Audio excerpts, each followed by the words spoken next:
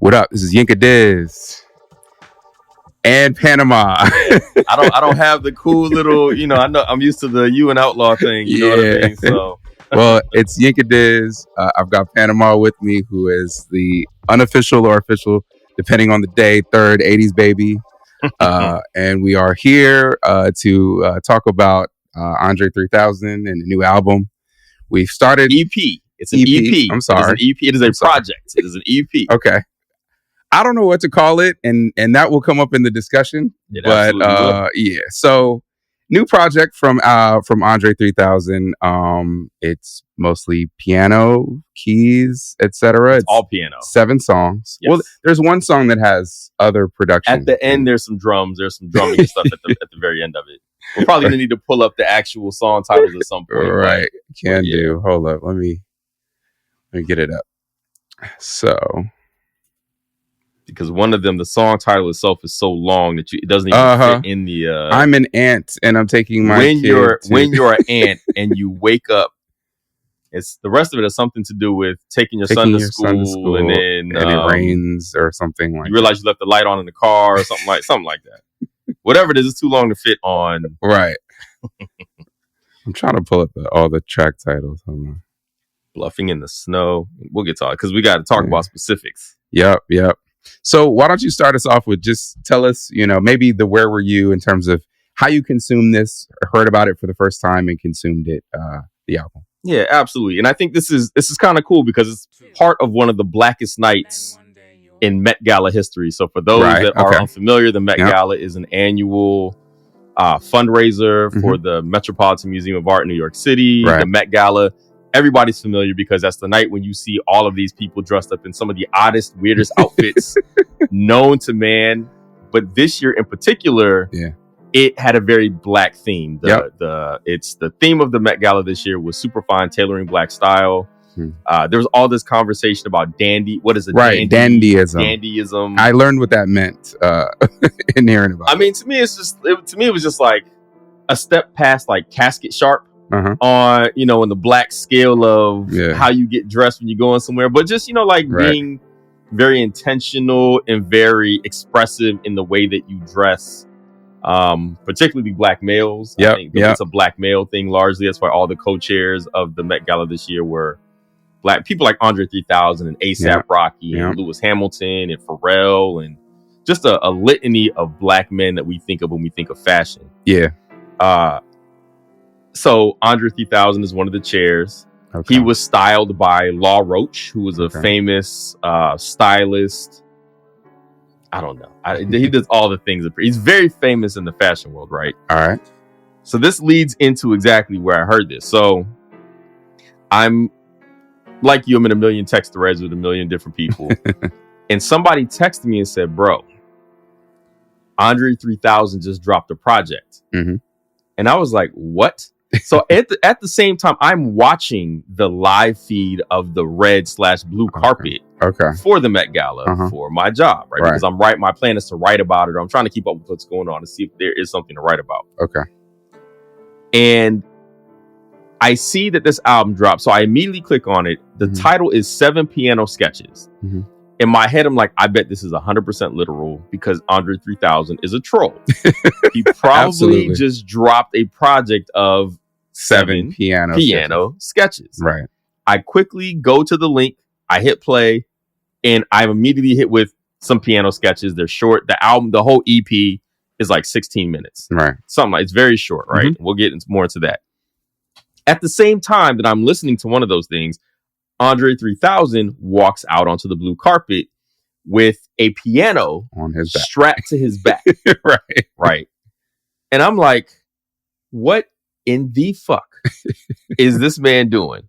But then I look at the album cover of 7 Piano Sketches, and it is a sketched version of what Andre 3000 has on that he wore to the Met Gala, which is like this one-piece jumper with a red hat, some oversized. He's a trash bag. He's carrying a trash bag.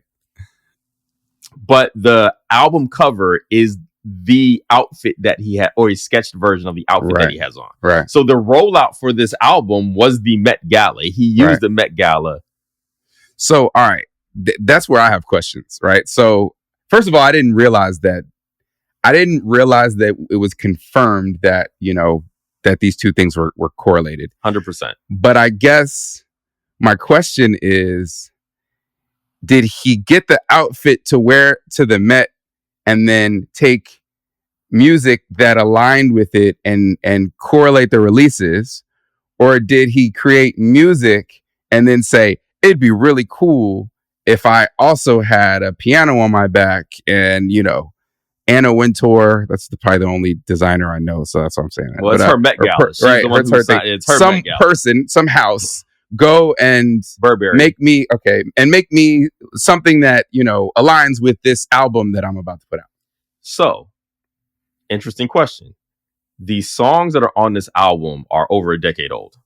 That's what I read. This is not new music. This is old stuff that he was working on at some point, which we'll get back to eventually as well. Mm-hmm. I do wonder if he was like, my guess is somebody pitched to him like, this might be a good time to drop some music, right? You're going to step out. Or maybe they had the piano idea for That's what I'm wondering. No, I don't know, because, sometimes these outfits, they've been mapping these things out for a while. I do not know how long the invite list has been out there. It's been months at the very least since the co-chairs were announced. The theme was announced. We've known this for a while. So I don't know if chicken and egg. Yeah. If the outfit came first and then came the album, or the album, and he was like, let me figure out a way to incorporate this music that I've been sitting on. Yeah. Because that's why I asked, spoiler alert, I'm not the hugest fan of this project. And we'll talk about that when we talk about, our thoughts on the project. But, in terms of getting off music, sometimes as an artist, you kind of you've been sitting on something for so long and you just kind of want to let it out there. But then there's also the kind of situations where it's like, man, this would be a capitalistic opportunity for us to run up some streams and put some money in your pocket. Since you're going to walk out there anyway, why don't we do this? And then, as you mentioned, this music is over a decade old. From what I read, he did this before the Flute album, right? Yeah, like 2013. Right. So most of this stuff was started to be right. So he has this thing already, right? So why need to put it out unless maybe we're thinking, oh, hey, well, actually, I did have some piano sketches that I did back then, and I like this design here.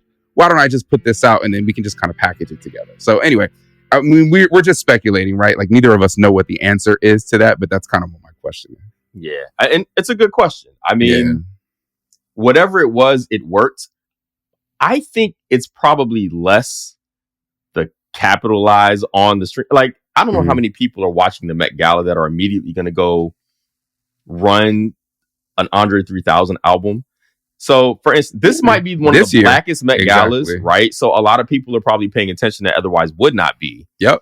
But you still got to be like, there's still a certain population of us that are paying it. Then again, that might be the same population that's paying attention to Andre 3000 at this point. I don't know exactly who his audience is at this point. Mm-hmm. Though New Blue Sun, which is the Flute album that came out in 2023. I mean, they ran the numbers up on that one. Like, it had millions of streams. Yeah. I mean, he wasn't doing Drake numbers, but, And you can't underestimate Outkast's, reach, right? Like, since, Speakerbox Love Below and Stankonia, since that era of Outkast, they have one of the broadest, fan bases, probably of anybody who's ever touched a microphone from a hip-hop perspective. So, I think that there probably are people that you wouldn't expect that Kanye has a broad fan base. Running. Kanye is like one of the, you know what I mean? Kanye is like one of the big three. When you said that, I immediately was like, who would be the top? I was like, Kanye, Drake, Beyonce. You know what I mean? Their names are in that kind of conversation. But okay, so what did you think of the project? I enjoy it, and I enjoy it largely because this, to me, is everything that New Blue Sun wasn't, right? Okay. I did not enjoy New Blue Sun. Mm-hmm. I have not listened to a single record off of New Blue Sun since that album came out back in November 2023. Right. I will probably never listen to anything on the album again, but the reason is that album was intended to be a musical project, right? Like Right. other musicians got involved in that. It's a complete thought. Yeah. This, on the other hand, is literally just some sketches of some piano riffs, whatever. Now, I'm not saying it's a good album. I'm not even sure you would like. This doesn't need a review. It's not enough to require anybody to spend real time sitting with me to analyze it. I'm glad you said that because I didn't. Yeah, and I think it would be a waste of time. Like, I considered writing a quote unquote review of it, but I'm like, for what? It's 16 minutes. It's a bunch. I mean, one joint clocks in at under a minute. Right. You know, like, this is literally just something that he was probably started a bunch of things at one point and released it. However, the reason why I enjoy it is because of the potential. So you're a rapper, you're a musician, you're a producer. I produce music, or have in another life. This would be a gem if somebody else released it, of finding just something that you can just scavenge and go through and pull loops from.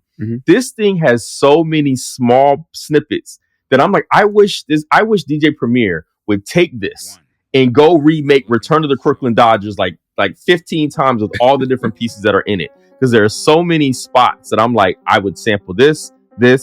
So I like it for what it could be and what it could be. Like, this ain't like this is not a project that I think requires genuine analysis so much as like the why of it is more interesting than what I think it actually is. Yeah.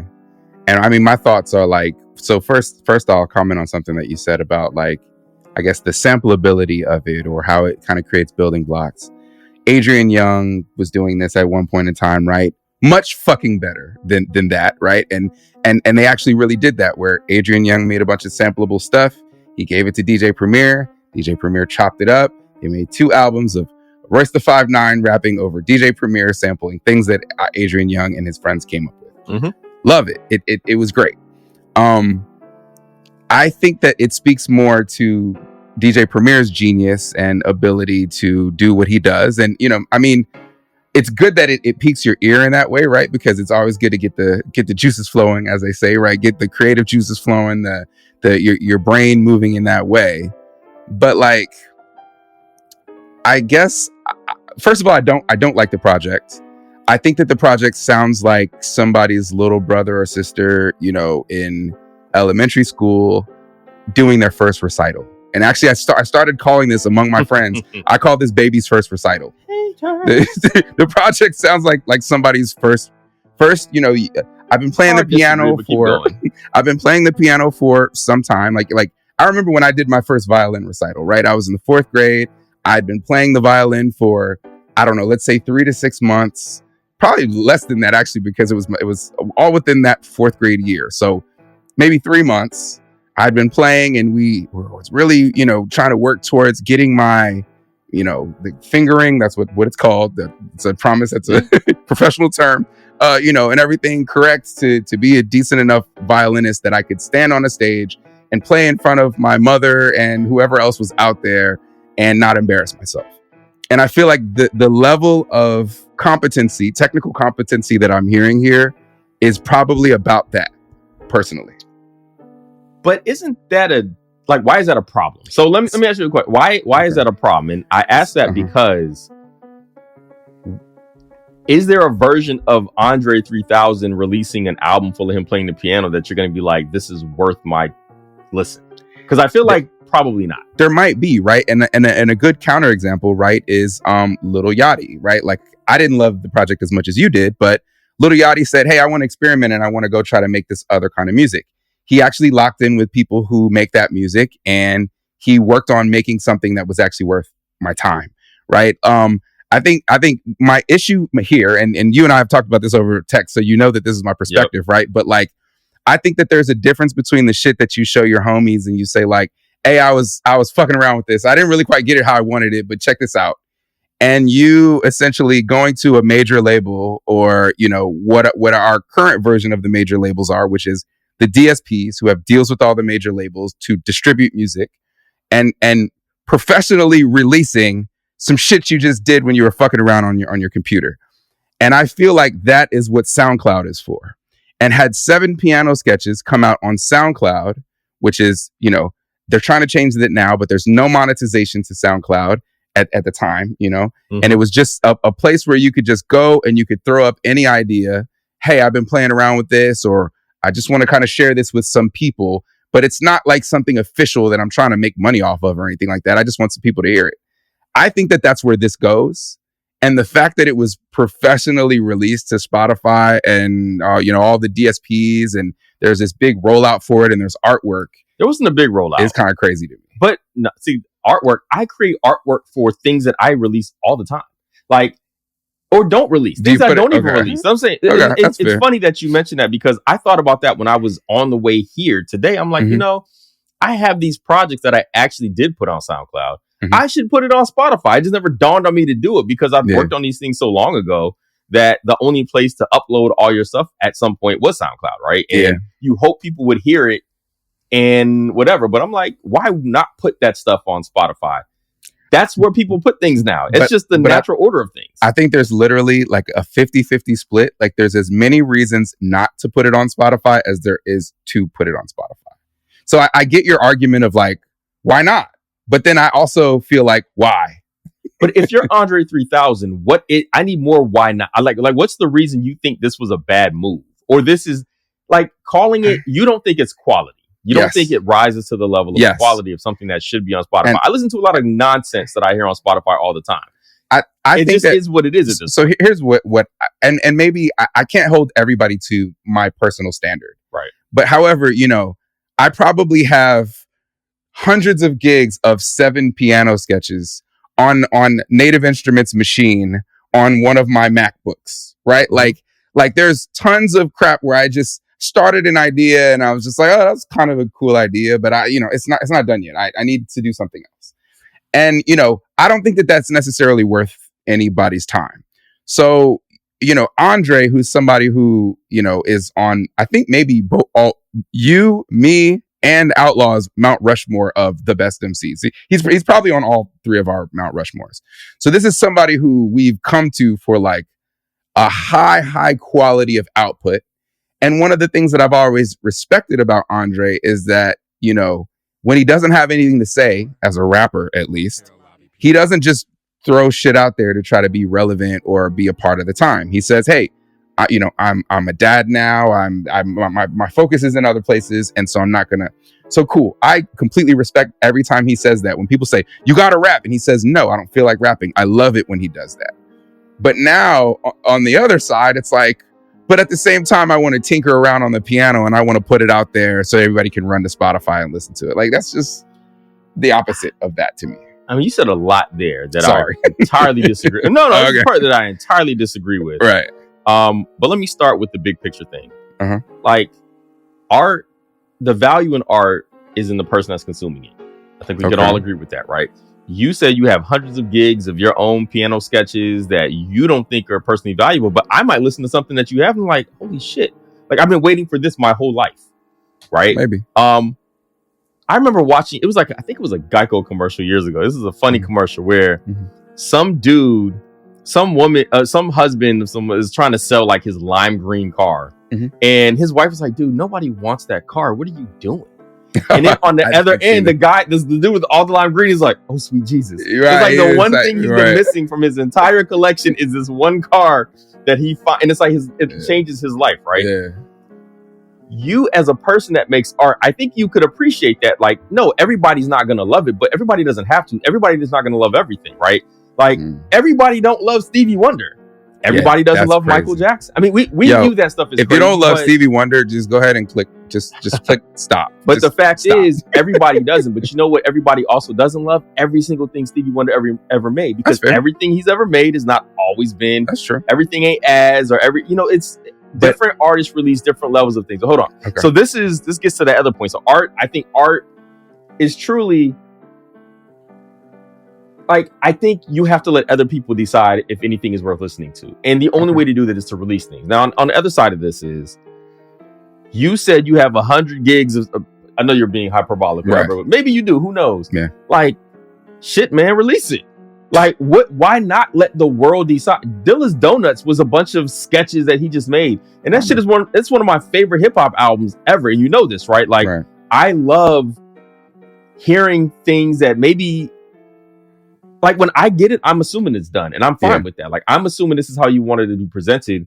I take it as such, and then I evaluate it based on that, not what it should have been or what I think it could have been or whatever. Like, that's irrelevant because it's not my art to begin with. It is yours, and I can choose to listen or not listen. Andre 3000, I enjoy this more than that flute thing because that flute thing seemed like a scam. It seemed like a finesse, if I'm being completely honest. Like, it's wild to me that you feel that is a scam, but this is not. Well, he came out and said that I can't even replay this shit. Like, I can't do it. Like, I can't read music. Right. I just make noise. And a bunch of other people who like me was like, hell, we'll be the backdrop for this shit. We'll go in. That's not what that's a grift. This is literally him. Let me get my Met Gala. As you see it is literally that he released it on Spotify or Apple Music or whatever. Like, and I think that's unfair because that is just where people release music now. And frankly, I feel like Andre 3000 has built up enough credibility, whereas the least I can do is give it a shot. Yeah. I know he's in this wild artistic phase of whatever it is, and maybe I won't like it. Yeah. But there's lots of shit I don't like that I listen to from people that I do like. Like, you mentioned that Lil Yachty album. Love that fucking album. Can't remember the name of it for nothing right now. Yeah. If Lil Yachty's not on that album, I'm going to like it all the same because the music and everything else was what I found so fascinating. The fact that Lil Yachty did it is what made it compelling and interesting to hip hop circles, right? Childish Gambino, same thing. Right. Andre 3000 doing this, like, I listen to it. We all listen to it because it's Andre 3000 releasing the thing, right? And we can all move on after that and be like, you know what, this is it's 16 minutes. This is not something that anybody needs to sit down and be like, where does this fit into the legacy of Andre 3000? Like, this is easy to move on from. It's not like it's something where the New Blue Sun, the rollout on that was insane. There was like magazine features and spreads. They did a tour. Right. It's so crazy that you could tour something where you can't even replay the song. And he said on this one, he can't replay the songs, right? He said that. I read an interview or the statement that was released to go along with it. But this doesn't even sound like something that was supposed to be taken so seriously that we got to fit it into his legacy. This was Andre 3000 being famous enough and somebody who has ideas that he can share with us that other people are going to hear. Like, that's something that most people who create would love to have the ability to put out your random ideas and be like, man, what y'all think? Most people can't do that. I view this completely different from you. So, I don't think that we're gonna like necessarily agree with each other. We're never gonna agree. But you know, I think that I personally respect the time and maybe the rapport of my audience in such a way that I try not to just give them trash, right? And so, like, it's funny, right? There's what you think is trash because your audience can release an album that they think is garbage. That's fine. I mean, yes, beauty is in the eye of the beholder and all that. Like, I hear you, but like, you know, when I hear art where the artist doesn't seem to be taking it seriously, I take it with a grain of salt. I was going to use Lauryn Hill as an example. No diss to any of her music, so that's not what this is about.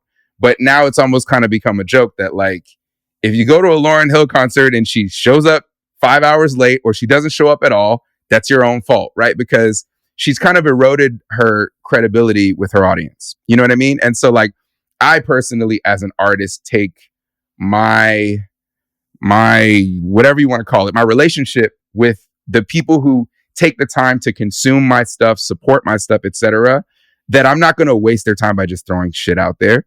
And I feel like to some degree that's what this is. However, I will shoot him bail that I didn't know that he was on the Met board, right?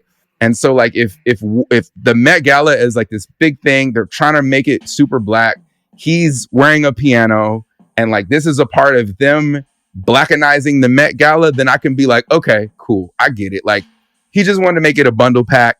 He found some old shit on his hard drive and was like, all right, this got piano on it too. Boom, here you go.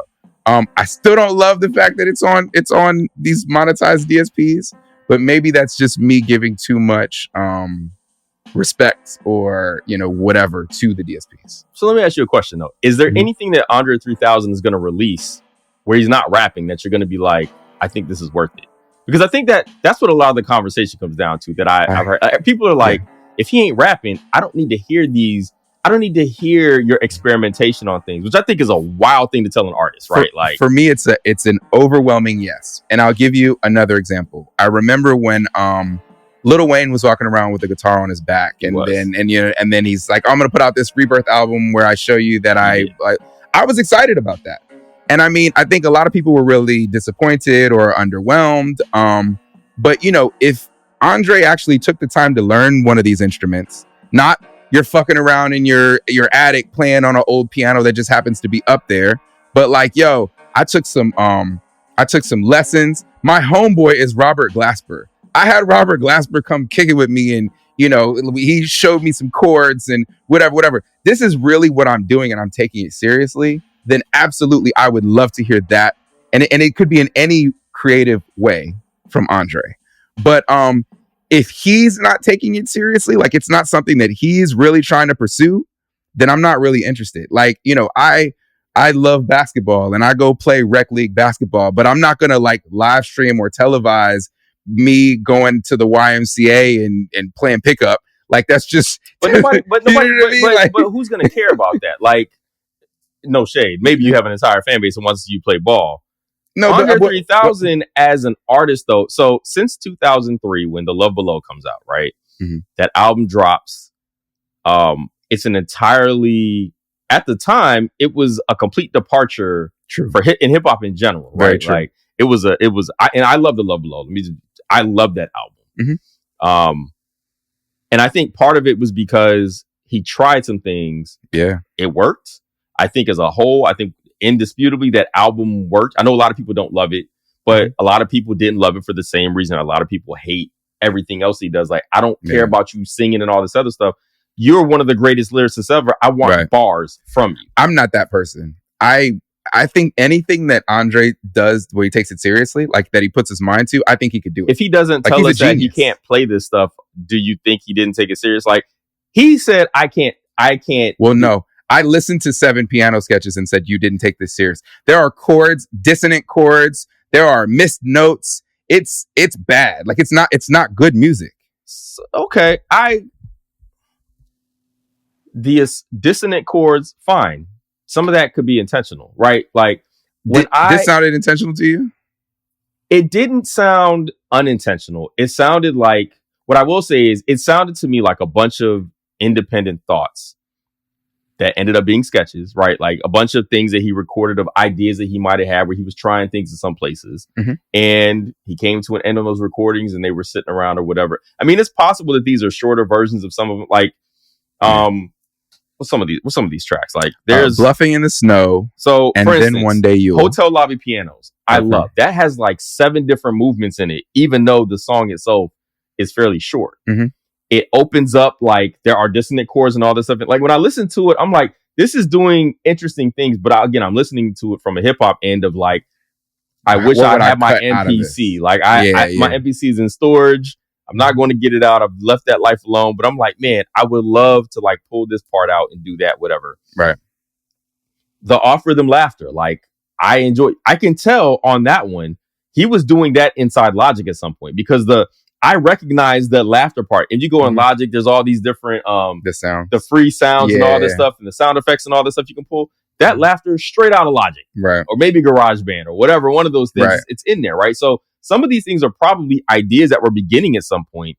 And then at the end of Offer Them Laughter, in fact, it kind of does like that ambient noise thing where it like fades in and out. Like it's not, like you can tell it's affected. He put effects on it. Right. So I guess my point is some of this stuff, yes, feels a little bit like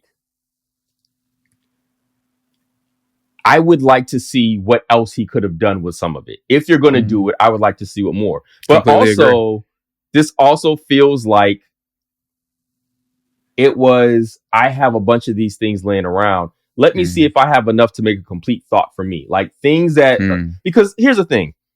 Donuts. I'm coming back to Dilla's Donuts. It was launched as these are just working ideas. This was not an album. That was right. But bro, come on. No, hold on. No. Let's stick with the facts here. Was it not? Was the press run about that? These were ideas that Dilla was working on. The press run was this was the greatest producer of all time on his deathbed, and these were things he was working on. That's very different from, I'm just a nigga fucking around in my attic. Here's 7 piano sketches. My comparison was not Donuts versus this. But you said the press run. No, the press run had to do it with the press run. What I'm talking about was these are incomplete ideas. And I'm dead, so I can't finish them. Well, yes. But my point is, there is beauty in art. What those incomplete pieces, which funny enough, I don't feel like anything on Donuts is incomplete.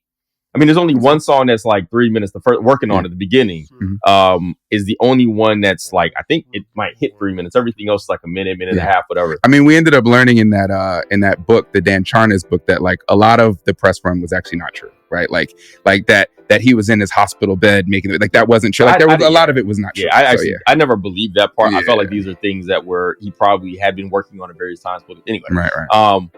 But my point was, there are all these different pieces that were pulled together because there was a complete thought that could be like, it is circular. It starts and ends like it could run in a loop, right? You can run a thing in a loop, right? It works. I can't say that for Andre 3000. That's not what happened here. That he's listening to these pieces like, you know what? There's a complete thought in this that works for me that I am willing to put out there, because the idea is that he just throws this shit out there. That's seems to be the prevailing idea that you have. And I don't necessarily know that I view it that way. Okay. I am giving him the benefit of the doubt that artistically, as an artist, he's an artist, right?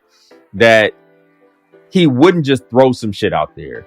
He put something out there because even if artistically, the artistic ego overtakes perhaps the value of it in terms of what we receive as consumers, like this belief in what you're doing tends to drive most art. Like when you release something, you're talking about the relationship with your audience and your fans. Right. It's because I believe that I'm providing what my fans would want from me. Like this is something that they would gain from me. They might think it sucks, but ultimately you believe that what you're putting out is what your fans would be able to appreciate, or they would grow with you and respect it, right? Well, for me, absolutely. But I feel like what I've heard from both Andre and Rick Rubin, who both seem to have a similar philosophy about art and creativity, both of them seem to actually not believe that. They seem to believe that art is inner, it's internal, and you release it when you're good and ready.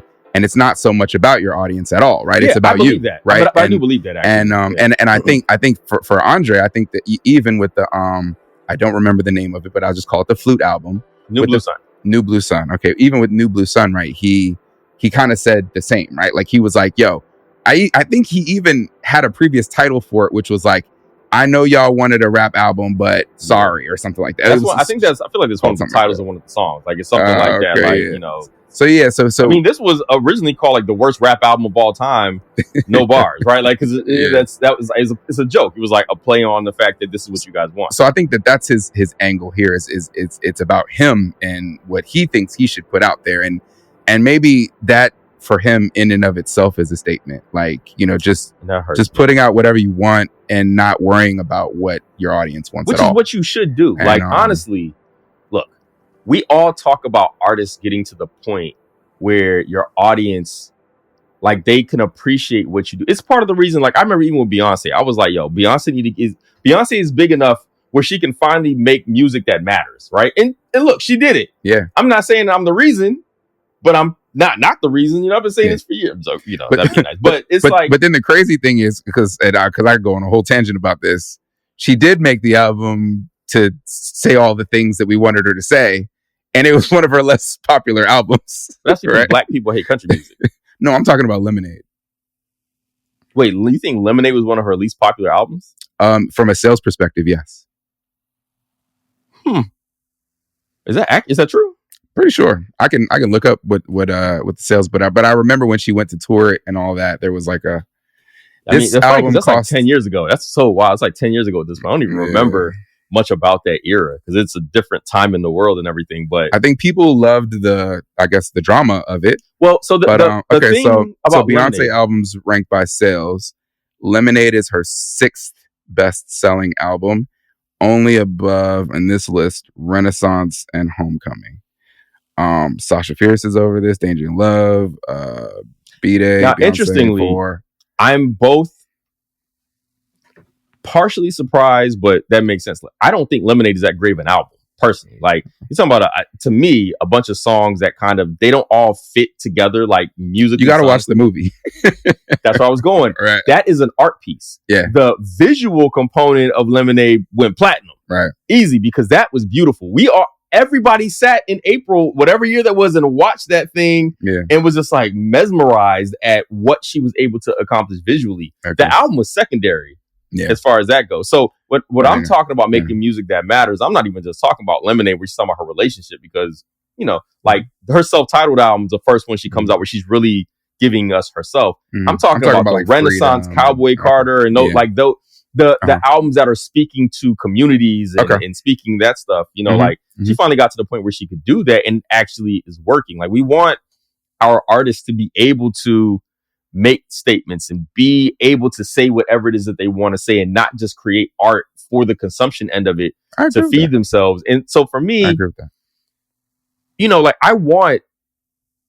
I acknowledge and realize everything's not going to be good that everybody releases. There's a lot, like, Nas has been putting out shitty albums for years, right? And I listen to every one of them, and he's still rapping. I'm not going to take the bait.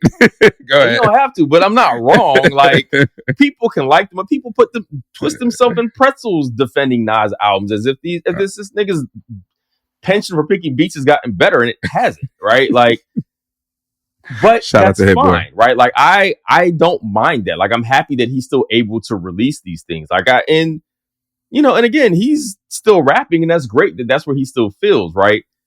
Andre 3000 is in a different space. He doesn't feel like, you know, he's been very vocal about the fact that he doesn't feel like he has anything to say left lyrically as a rapper. Do I want him to spend do I want one of these every month? Probably not, right? Do I want to hear every idea that he has on every instrument?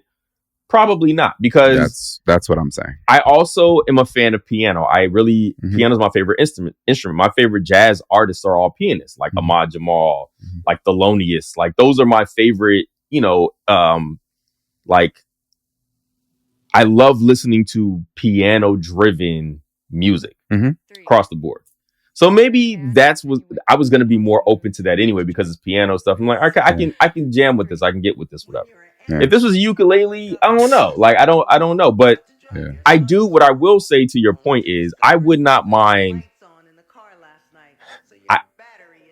I wouldn't mind Andre 3000 getting with somebody like a Robert Glasper or somebody. I would love that. Terrace Martin, somebody in the space that maybe can help him bring out whatever it is he's trying to get out artistically. I wouldn't mind hearing that. And that would make me say, like, this person took this seriously.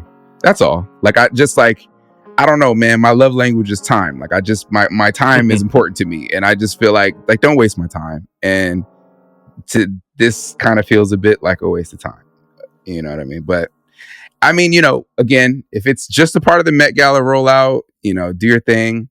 I personally would have purposed this for SoundCloud or somewhere else where you could just share it with your small group and not try to make it a whole rollout. And I think that's fair. I am somebody who's going to listen to it again. If I ever get the urge to pull out, you know, start chopping up samples and stuff like that, if I ever get that urge, I promise you, I will go to this album and start pulling those things out just to see what I can do with it. Because there are enough pieces that genuinely I enjoyed that would make me do that. Yeah. You know? I think I would do it just from the perspective of kind of like the rhythm roulette type deal, where it's like trying to give yourself a hard challenge. You know what I mean? Like, oh, this is the thing. Let me just see if I can make something out of this. But it wouldn't be source material that I would rush to. I'd probably go digging and actually find other pieces of music to use. Before we kind of like wrap this, let me ask you something, because this reminded me of something I did years ago. So, like most people who are hip hop heads who get into production and all that, right? Like, you have your favorite beats, your favorite producers. You kind of start to try to emulate the things that they do, right? Like, I can't tell you how many beats I try to recreate myself just to see if I could do it, just so I could understand how they did those things. Right. Which is always fun, because it both removes the magic of it, because you see how simple some of the stuff is, but it also makes you realize what you can do. It's like, if I do this with it, oh, it'll sound like this. Like I can figure this stuff out, right? Right. But at some point, I remember getting a MIDI controller, and I started trying to see. I was like, well, what happens if I don't have a sample to work with? Like, what music am I going to create if there are no samples? Right. And I got fascinated by the idea of what I could come up with when it was just me left to plucking away and finding, going back to the lessons that I had as a kid and remembering my major chords, my minor chords, and trying to the music theory that any real music head kind of automatically has. I know you're supposed to take classes and stuff for that, but there's also there's an understanding of music. Have you never thought about just creating just the artistic end of things? Let's see, what's the, I don't know, I created another group of myself, like yesterday's new quintet, like Otis Jack, like Mad Libs, like 4 people in yesterday's new quintet that are all him. It's all him. Yeah. I created another group called Everybody Wants Free. Okay. And it was me literally I created a whole album full of music. Some of it's jazz. I made like a 6.5 minute jazz, jazz record with look at the xylophone in there, like all these different things. Have you never done that? Like just producing wise, just like, man, let me just see how out there I can go. I've definitely never done the making my own group. That's just me before.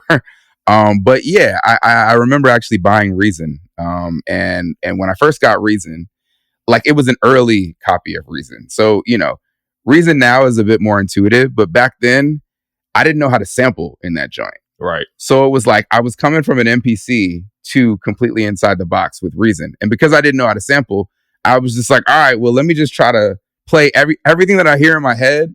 Instead of looking for a sample that I have for it, let me just try to play it myself. So yeah, I've definitely done that. You didn't get excited about some of the stuff you're making? Like, oh yeah, for sure. I need to put this out. For sure. Because I made a whole album. Yeah. And then I actually changed. It was like Everybody Wants Free. And I titled it. I made art.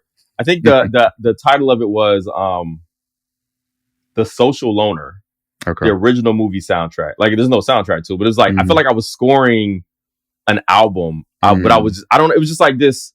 There's movements in each one of the songs. Like this whole thing, like I created it. And I'm like, and that's something I did put on SoundCloud at one point. Yeah. And I'm just like, I wish more people could hear this because this shit is awesome. Like, look what I did. That's cool. Now, imagine if I'm Andre 3000 and there are people who have known me for 30 years who are like, damn, that dude, Andre 3000 is that guy.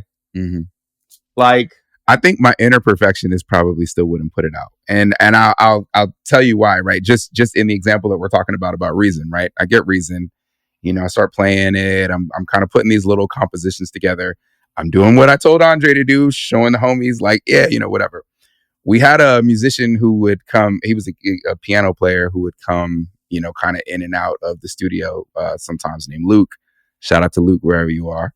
And I remember Luke coming and like being like, oh, that's a dope idea. And then coming and playing over what I did, but doing it well many times, right? Where I was just like, oh yeah, I would much rather sample you or get you to play on this than I would take my kind of inferior just tinkering around on the keys because I hear something. Oh, this is a chord. Oh, it'd be cool if I did that. You know what I mean? So I don't know. Maybe it's just a difference in, I think that's probably what it is. Because, my perfectionist brain. I have such this is sound ridiculous. I don't know how else to say it, like an artist brain. Like I don't even think about changing the way people would do something. When I get something, I'm like, oh, that's exactly how you wanted me to take it. So I just take it for face value. That is what it is. Like I don't spend a lot of time thinking this could be so much better unless it's clear that it could be so much better. Right. Like in this case, I'm like, this is what, in the case of 7 piano sketches, I'm like, this is what you gave me. You must have wanted me to hear this like this. So I don't really think of it about what I'm not getting or what he could have done better or what I think he's more capable of. Who knows? I'm like, man, this is, you wanted me to listen to this? Cool. Yeah. I'm gonna listen to this. And that's how every piece of art that I take in, my first thought is, all right, well, this is what you wanted me to hear. So if you have a bad note, I assume that you left that bad note there on purpose because for some reason it advanced whatever idea you were trying to get out. And I think that's maybe that's just the way that I approach this. Yeah. New Blue Sun I just didn't enjoy, but I don't have a problem with it. I just didn't enjoy it. I don't think it's that good. Right. The rollout is what made me more annoyed with that because it was like being treated like this thing that where Andre 3000 was the fucking artwork of him sitting on the roof of it was all these things for you to tell me I can't even play this shit. Like it's basically just jam sessions. Like, okay, so and there are people who do this better. Like in that sense, for what you're saying that you're doing, there are people who actually do this really, really well. Right. I don't have a problem with the album, but when you tell me that when you are able to use your celebrity and use your space in music to basically get the rollout that people who do a really good job with this, that's the point. This just felt like, it just didn't feel like that. I mean, I'm beating a dead horse at this point, but I do, great Met Gala rollout. You know what I'm saying? If y'all are interested in what's going on in Andre's life, go check out 7 Piano Sketches. Absolutely. Look, even if you're not, check out 7 Piano Sketches because maybe you'll like it. Maybe it'll be, but maybe it ain't meant to be liked. Maybe it's not even whatever. Yeah. You know what I'm saying? But I enjoy it. You don't. That's it is what it is. I think that's probably a lot of people's experience. Yeah. And just to clarify, I don't. Well, actually, I do kind of think it sucks, but I don't think it like I don't hate it as that it exists. I just maybe hate that it was rolled out as something that the world needed to hear. That's all. Fair enough. Yeah. All right. I think that's we beat that to the end. So, we beat that one to death, bro. So yeah, we got a couple other episodes coming down the pike. Definitely check us out. 80s Babies out. Peace.